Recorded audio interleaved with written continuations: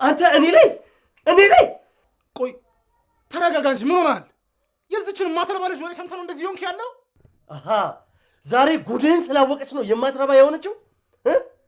ይኸው አንተ እኔ ላይ እንደዚህ አይነት ነገር ታደርጋለህ?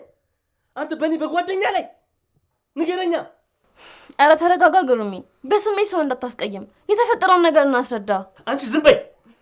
እንደ እባብ እየተርመሰመስሽ ሰራሽልኝ አይደለ? ተጫወትሽብኝ አይደል? ወንድሜ ተው፣ ለዚች ለማትረባ ሴት እጅ እንዳታነሳ፣ ታሳስታለች። ሰይጣን ሁሉንም ነገር አውቀዋል። ከኔ እየተደበክ እዚህ ቤት እንደምትመጣና ከሚስቴ ጋር እንደምትማግጥ ደርሼበታለሁ።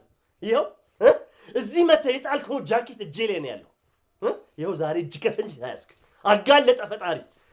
ቆይ እስኪ አሁን ንገረኝ፣ ምን የተጨበጠ ማስረጃ ይዘህ ነው እንደዚህ እየሆንክ ያለው? የሆነ ነገር ሳይፈጠር ከቤት ይውጡ፣ አለበለዚያ ግን ሲታረጊ ነው የምገላችሁ። ውጣልኝ! እቺ ሰይጣን የሆነች ልጅ ምን ብላ እንዳሳመነችው ገባኝ። በቃ ይኸውልህ፣ አንተ እኔን ለማዳመጥ ጆሮ ካለህ ስማኝ እሺ።